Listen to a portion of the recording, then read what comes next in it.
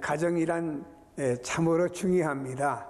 하나님께서도 에덴 동산에 아담이 홀로 있는 것이 쓸쓸해 보여가지고 하와를 만들어서 가정을 만들어 주었습니다. 그리고 에덴 동산에 보금자리를 만들어 주면서 행복하게 살아가라, 이렇게 인간에게 부여한 하나님의 축복이고 선물입니다. 가정을 누군가가 이렇게 말했습니다. 가정은 혈연 관계가 모이는 곳이 가정이다. 아버지가 있고 어머니가 있고 또 자녀들이 있고 그리고 또 형제 자매들이 서로 이렇게 있습니다. 그래서 서로 이렇게 혈연 관계가 맺어지죠. 이것이 가정이다 그랬습니다. 또 가정은 한 식탁에서 둘러앉아 식사하는 곳이 가정입니다. 물론 다원화된 시대다 보니까 모든 식구들이 한 자리에 다 앉기가 어려워요. 늦게 오기도 하고 일찍도 오고, 그렇지만도 가정은 그래도 그 식탁에 둘러앉아서 시간은 다른지 몰라도 서로 함께 식사 나누면서 대화하고 하는 것이 이 가정이다 그랬습니다. 가정은 한 가정에서 동거하죠. 물론 방들은 제각기 다른지 몰라도 한 집에서 동거합니다. 그래서 부모의 방이 있고 자녀의 방이 있습니다. 아버지가 저녁에 늦게 퇴근하면은 아이들 방을 슬며시 열어봅니다. 아들이 혹은 딸이 자고 있네, 공부하고 있네, 이래가면서 또 그 가정의 패밀리됨을 행복하게 느끼는 아버지, 하루의 피곤과 또 고달픔이 그 자녀들의 모습을 보면서 다 눈녹듯이 녹아지는 듯한 느낌을 갖는 것이 가정 아닙니까? 함께 동거하는 공간이죠. 그리고 온 가족이 예수를 믿으면 한 제단에서 예배를 드리죠. 주일날 나와서 부모와 자녀들이 한 제단에서 예배 드리는 것이 가정이다. 가정은 어떤 것이지요? 행복과 불행을 함께 동고동락하는 것이 가정입니다. 가정에 행복한 일이 있으면 함께 그 행복을 나눕니다. 어떤 일이든지 간에 그게 다 좋아하고 축제가 되고 축복이 되고 온 가정이 그 어떤 한 사람의 행복한 내용 때문에 온 가족 식구의 행복이 되는 겁니다. 예를 들면 자녀가 어떤 상을 받아왔습니다. 아버지도 어머니도 동생도 온 식구가 그 상 받은 하나 가지고 온 식구가 행복하게 느끼는 것이 가정 아닙니까? 그런가 하면 우리에게 또 어려움이 있다고 하면은 온 가족 식구들이 그 어려움 때문에 함께 기도하고 이 어려움을 어떻게 함께 타개 나갈까 생각하는 것이 가정 아닙니까? 그래서 이 가정에는 희로애락을 함께하며 동고동락하는 것이 가정이다, 이렇게 볼 수 있습니다. 중요한 것은 믿음의 가정들은 바로 영생복락을 함께 누리는 것이 가정이다, 이렇게 볼 수가 있습니다. 성경에 보면은 창세기에서부터 많은 가정이 소개됩니다. 저는 아브라함의 가정을 보면 아브라함은 아들이 하나밖에 없어요. 독자 이삭입니다. 근데 하나님께서 독자 이삭을 하나님께 제물로 죽여서 바치라는 명령이 떨어졌습니다. 아브라함과 이삭이 하나님이 지정한 그 모리아 산을 향해서 갑니다. 이 아브라함이 독자 이삭을 이렇게 죽여서 제물로 바치려고 할 때, 이때 이 이삭은 이미 나이가 성숙한 사람이었습니다. 아버지, 내가 왜 죽어야 돼? 나 살아야 되겠어? 하고 아버지를 뛰밀치고 도망가면은 가는 겁니다.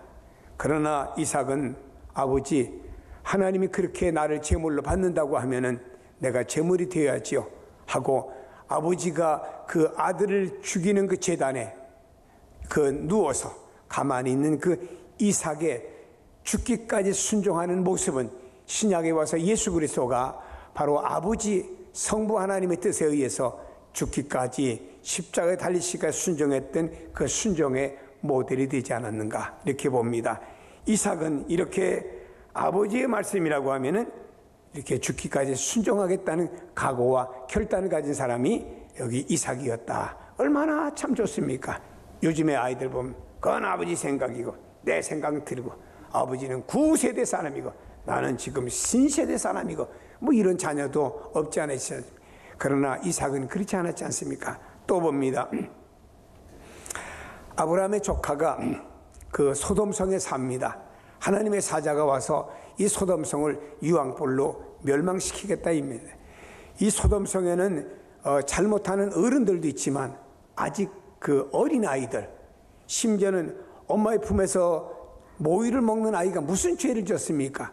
그 아이들까지 다 유황불에 죽어야 됩니다. 그뿐이 아닙니다. 그건 조카 롯이 있습니다. 그래서 아브라함이 하나님의 사자에게 애원합니다. 기도합니다. 그곳에 의인이 50명이, 40명이, 30명이, 20명이, 10명이 있으면 멸망치 않겠습니까? 하면서 그 피부치 조카의 구원을 위해서 그렇게 부르짖었던 아브라함, 그것의 어린 철부지들 죽어서는 안 되기에 그들을 위해서 부르짖었던 아브라함의 뜨거운 기도가 있습니다. 얼마나 이 가족과 그 애가 뜨거웠느냐. 자기 친아들도 아닌 조카를 위해서까지도 그렇게 했던 그 아브라함의 모습을 볼 수가 있습니다. 이런 좋은 얘기들이 성경에 참 많아요. 그러나 그 반대 얘기도 나옵니다. 야곱에게는 아들이 12명 있습니다. 여러분, 우리나라도 옛날에는 자녀들을 많이 낳았어요. 보통 7남매, 8남매. 전에 우리 어떤 안수 집사님이었던 분은 보니까 11남매를 낳았더라고요. 그 할머니 생신 때 가면 자자손손해서 한 50명이 모여요. 이방 저방. 그래서 제가 그 집 갈 때마다 이런 여담을 했습니다. 아이고, 할머니 생신 때 올 때마다 큰 개척교회 오는 것 같다고. 그 11남매가 또 낳고 낳는데 얼마나 귀합니까? 근데 그 11남매 중에는 목사님도 있고 장로님도 있고 권사님도 있고 목사님 사모님도 있고 너무나 좋은 가문이에요. 참 믿음으로 볼 때는. 근데 여러분, 그 자녀들이 과거에 클 때는 말입니다. 어떻습니까? 클 때는 지금이야 우리나라가 살기 좋지만 옛날에야 얼마나 어려웠습니까? 참 제가 중학교 고등학교 다닐 때만 해도 보면 우리나라가 너무너무 어려웠고요.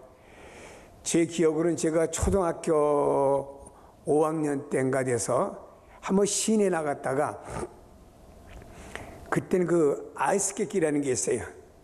그걸 하나 사갖고 거기서 우리 집까지 오면은 시골인데 1시간 반 걸려요.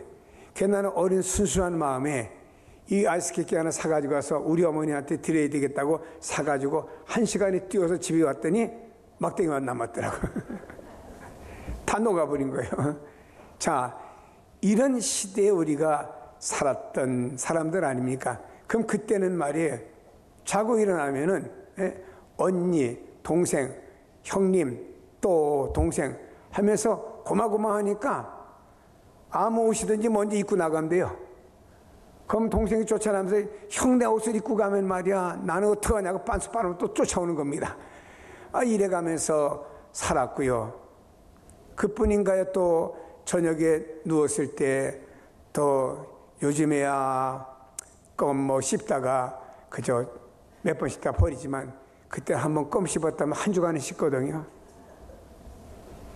저녁에 벽에다 붙여놔야 아침에 먼저 일어나는 사람이 임자입니다. 이렇게 힘든 시대에 살다 보니까 서로가 서로 이렇게 어렵게 살아가면서 한 집에서 미워도 하고 좋은 거 오면 먼저 먹을 날이고 자기가 많이 먹을 날이고 이랬던 그 우리나라도 시대가 있었는데 야곱에게도 이 12아들들이 있습니다. 이 아들들이 고마고마하니까는 말이에요. 형제들이 서로 미워하는데 아니 아버지가 유득이 요셉을 사랑하고 엄마 요셉에게만 잘해주는 거예요. 그러니까 형제들이 서로 미움이 생긴 겁니다. 그래서 야곱이 그 형제 자식들이 제대로 양을 치는가 좀 보기 위해서 들판에 때 집에 있는 요셉을 보냈잖아요.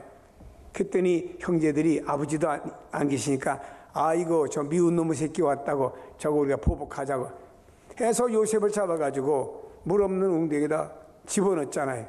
다시 끄집어가지고 또 애굽에다가 팔았잖아요. 아니 형님들이 동생을 인신매매한 거예요. 인신매매가 성경에도 나옵니다. 이래가지고 이런 미움 시기 그리고 자기들이 알리바이를 또 합리화시켜야 되니까 짐승 하나 잡아가지고 말입니다. 그 요셉의 옷에다 피를 묻히고 집에 와서 아버지 글쎄 우리가 오다 보니까 나무가지에 이 옷이 걸렸는데 보니까 요셉의 옷이 아니냐고. 그러니까 야곱이 아이고 우리 아들이 짐승에게 잡혀서 죽었거나 하면서 탄식하는 역사가 일어났지 않습니까? 이런 서로 시기하고 미워하는 그 가정도 성경에 있는 것을 우리에게 소개합니다. 참 가정은 중요합니다. 우리에게서 가장 큰 기쁨도 주는 것도 가정이고, 슬픔을 주는 것도 가정이고, 용기를 주는 것도 가정이고, 가정이 원만하면은 가정에서 기쁨과 용기를 얻을 수 있지만 그렇지 못하면 슬픔과 낙심을 주는 것이 가정이라고 볼 수가 있습니다. 그래서 사람마다 말하고 어떤 사람이 글을 쓸 때마다 이상적인 가정은 이래야 된다 하면서 그런 이상적인 가정을 동경하는 것을 볼 수 있습니다.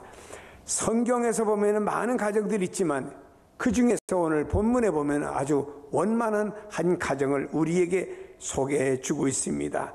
로마 제국의 군인으로서 초대 기독교 신자가 된 고넬료의 가정입니다.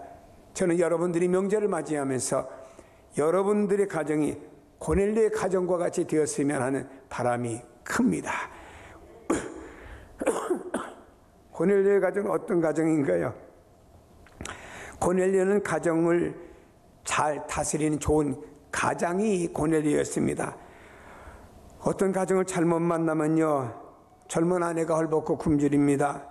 사랑스러운 자녀들이 배울 시기를 배우지 못하고 놓쳐버리고 사회에서 버림을 당하는 경우가 많습니다. 그래서 유명한 부흥사 무디는 이런 말을 했습니다. 지옥을 보고 싶으면 주정꾼의 가정을 들여다보아라, 이런 말을 했습니다. 여러분, 술 먹고 알코올 중독된 분들 보세요. 집에 오면 말입니다, 아이들도 팹니다. 살림살이 다 붙습니다. 부인이 만류하면 만류한다고 부인을 또 폭행합니다. 이런 집이 어떤 집일까요? 지옥 아니겠습니까?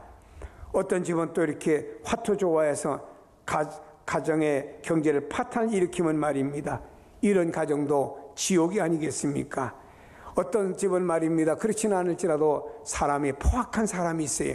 이런 가정도 보면은 지옥 아니겠습니까? 여러분, 어떤 집으로 결혼을 했는데 그 아내가 잘못된 남편을 만나면 얼마나 힘듭니까? 이런 집안에서 태어난 아이들은 정말로 불쌍할 수밖에 없지 않습니까? 여러분, 우리가 이 사회에 보면 이런 아픔의 가정들도 많이 있습니다만은 고넬료는 아주 좋은 가정이었습니다. 왜 좋은 가정이냐? 그는 좋은 가장이라고 말할 수 있는 것은 하나님 앞에서 경건한 사람이라고 말합니다. 우리는 고넬료가 인물이 잘났는지, 얼마나 많이 공부를 했는지, 얼마나 돈을 많이 가지고 있는지 잘 모릅니다. 성경에 소개되는 것만 합니다. 그러나 다만 하나님 앞에 경건하다고 하는 이 말 한마디가 나라를 위해서는 애국적인 무사였을 것이고 가정에서는 좋은 가장이었을 것입니다. 하나님을 사랑하고 경외하는 가운데 그는 아내를 사랑했을 것이고 자녀들을 잘 교육했을 것이고 집안의 하인들을 잘 다스렸을 것이고 가정에는 그러다 보니까 자연적으로 평화가 오는 이런 가정이었을 것입니다. 이러다 보니까는 이 고넬료라고 하는 한 사람은 자기의 주어진 그 당시의 권위를 가지고 가정을 폭군으로 다스리지 않았습니다. 과거에 말입니다, 여러분, 유럽이나 미주에 보면 노예제도가 있을 때 말이에요, 어떤 집은 그 노예를 향해서 주인이 폭군이 있었습니다. 그런가 하면 어떤 주인은 그 노예를 향해서 인격적으로 대접해서 잘 일을 하도록 했습니다. 얼마나 서로 상반됩니까? 여기 있는 고넬료는 가정을 잘 다스리는 좋은 가장이었다. 여러분들의 가정을 잘 다스리세요. 우리는 하나님을 경외하며 그 믿음 안에서 가정을 잘 다스려야 됩니다. 안 보는 것 같아도 자녀들이, 부모들이 하는 것을 보고 배우게 됩니다. 제가 아는 어떤 사람은 아버지가 아주 술을 똑에 빠져서 사는 사람입니다. 이 아들이 그걸 배워서는 안 되지 하면서 나중에 그 아들도 술 중독자가 되어서 그 아들이 40대에 죽었어요. 여러분, 가정의 가장이 얼마나 중요합니까? 이 가정의 가장으로 인해서 가정이 달라지기 때문에, 그래서 여러분들의 가정은 잘 다스리는 고넬료와 같은 가장으로서의 역할을 감당하시기를 축복합니다. 다음에 이 가정은요, 한 마음과 한 뜻으로 합심하는 가정이라고 볼 수 있습니다. 그 사람은 경건에 온 집안으로 더불어서 하나님을 경외했지요. 그를 모신 군사 가운데도 경건한 사람 7명이 있었다고 말합니다. 얼마나 복된 가정일까요? 우리가 보는 대로 가정이 합심되지 않아서 탄식하는 부모가 얼마나 많고 슬퍼하는 자녀들이 얼마나 많습니까? 믿지 않는 아내를 위해서 슬퍼하는 남편이 있고, 아내가 믿지 않아서 새벽마다 나와서 애절하게 우는 아내의 눈물이 있고, 부모가 믿지 않아서 부모 예수 믿게 해달라고 부르짖는 자녀들이 있고, 반대로 자녀들이 예수 믿지 않아서 우리 자녀들 예수 믿게 해달라고 그렇게 눈물을 흘리는 연세 많은 부모님들도 있습니다. 여러분, 아무리 좋은 집에서 아무리 좋은 옷을 입고 좋은 음식을 먹고 좋은 문화와 환경 속에 산다라고 가정을 하십시다. 그럴지라도 하나님을 섬기지 못한다고 하면은 그 가정을 원만한 가정이라고 결코 말할 수가 없습니다. 여러분, 고넬료의 가정은 철저하게 하나님 중심의 가정이었어요.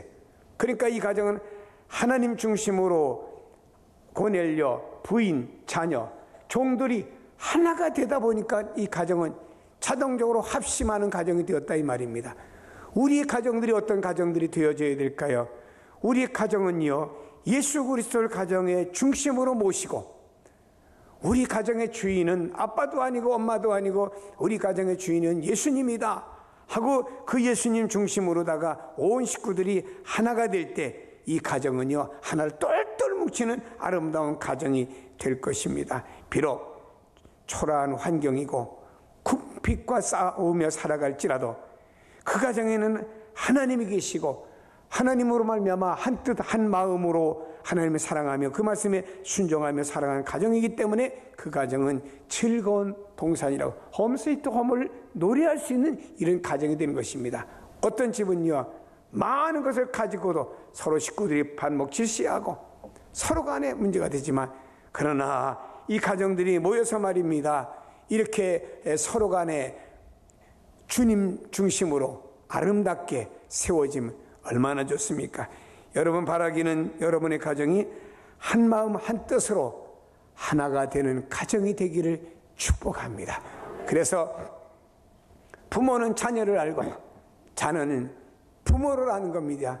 우리 부모님, 나를 낳아주셨고 나를 위해 수고하셨고 내가 있기까지는 우리 부모님이 있기 때문에 있게 되었고, 우리 부모님이 나를 그리스도 안에서 사랑하고 세워줘서 오늘의 내가 있게 되었다고 이러면서 감사합니다, 감사합니다.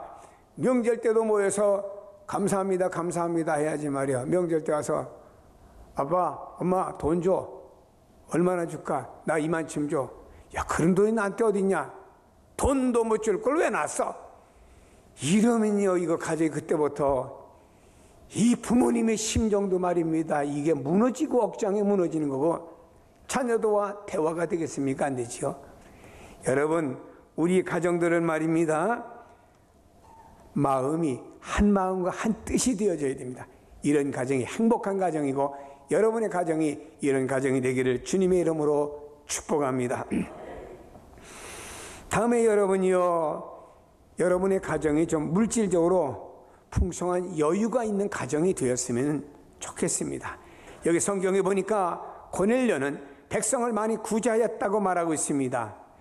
가정이 합심되는 것도 좋고 믿음도 좋지만 생활이 너무나 가난하면요, 남한테 구제할 것이 있겠습니까?